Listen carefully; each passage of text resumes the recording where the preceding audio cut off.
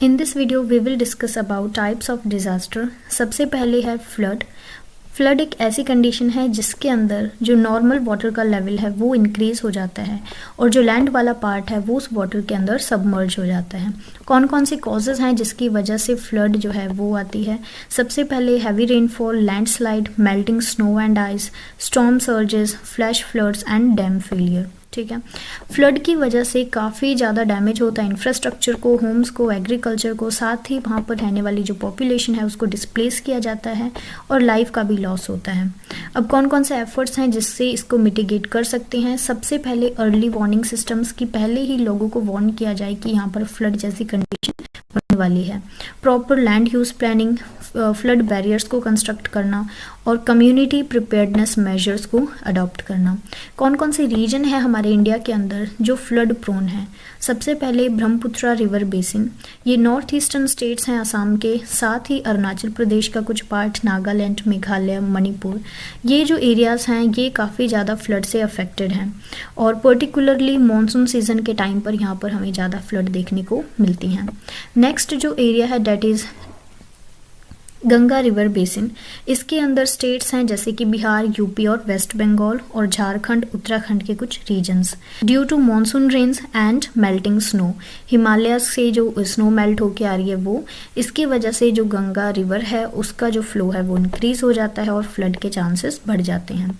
Coastal area के जो coastal regions हैं वहाँ पर फ्लड जो आने के चांसेस हैं वो साइक्लोन के टाइम पर ज़्यादा आते हैं जब हैवी रेनफॉल होती है। और साथ ही यहाँ पर जो स्टेट्स हैं जो इससे अफेक्टेड हैं that is Kerala, Tamil Nadu, Orissa and west Bengal. Urban flooding cities के अंदर होती है जैसे कि जो बड़े शहर है हमारे मुंबई, कोलकाता, चेन्नई, साथ ही दिल्ली भी। ठीक है, यहाँ पर फ्लडिंग के इश्यूज हमें देखने को मिलते हैं क्योंकि यहाँ पर ड्रेनेज सिस्टम इनएडिक्वेट है, साथ ही जो अर्बनाइजेशन है वो भी काफ़ी अनप्लान्ड है और हैवी रेनफॉल की वजह से हमें अर्बन फ्लडिंग देखने को मिलती है।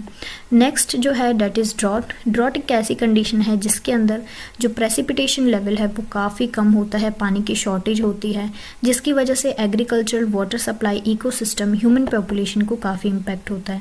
अब कौन कौन से फैक्टर हैं जिससे ये कंडीशन होती है? क्लाइमेटिक वेरिएशंस, वेदर के पैटर्न में चेंज आना और नेचुरल क्लाइमेटिक फिनोमिना की वजह से।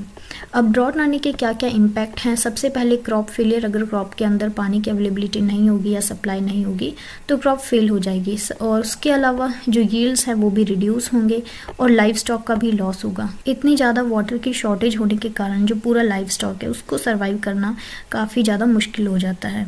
सॉइल मॉइस्चर जो है वो रिड्यूस हो जाता है, रिवर का फ्लो कम हो जाता है और लेक्स और रिजर्वायर्स के अंदर जो वाटर लेवल है वो भी कम होता है।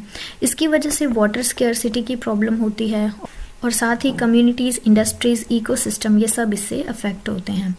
अब इसकी वजह से क्या होगा? जब क्रॉप फेलियर होगा तो फूड की शॉर्टेज आएगी, फूड के प्राइसेस भी इंक्रीज़ होंगे, इकोनॉमिक लॉस भी हुआ। इसकी वजह से एक इनएडिक्वेट सैनिटेशन की प्रॉब्लम होगी, वाटर बॉर्न डिजीज़ होने का जो रिस्क है वो भी इंक्रीज़ होगा और हाइजीन को मेंटेन करने में भी काफ़ी ज़्यादा चैलेंजेस होंगे। वाटर जो रिसोर्सेज हैं उनके लिए कंपटीशन बढ़ जाएगा जिसकी वजह से जो कॉन्फ्लिक्ट्स होंगे वो वाटर के ऊपर होंगे। कौन कौन से हमारे इंडिया के रीजन्स हैं जहाँ पर वाटर स्केर्सिटी बहुत बड़ी प्रॉब्लम है?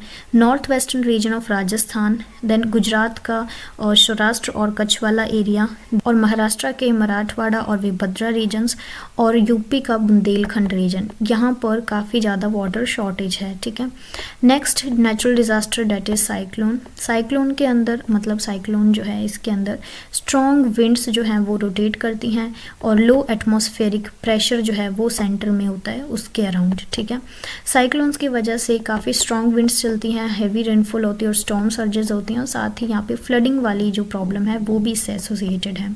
ये जो साइक्लोन है ये वार्म ओशन वाटर के ऊपर फॉर्म होता है, ठीक है, और वहाँ पर लो प्रेशर सिस्टम क्रिएट करता है और जो रीजन है जहाँ पर जो साइक्लोन आया है वहाँ पर काफ़ी रेनफॉल होती है और फ्लड आती है और स्टॉर्म सर्जेस सी वाटर को कोस्ट की तरफ पुश करती हैं, ठीक है। इसकी वजह से बिल्डिंग्स, रोड्स, ब्रिजेस और जो भी इंफ्रास्ट्रक्चर है उसको डैमेज होता है, पॉपुलेशन को उस रीजन से डिस्प्लेस करना पड़ता है, साथ ही humanitarian crisis, long term disruption होता है कम्युनिटीज़ को, ठीक है। हमारे जो रीजन है जहाँ पर हमें साइक्लोन वाली प्रॉब्लम देखने को मिलती है that is bay of Bengal and Arabian C.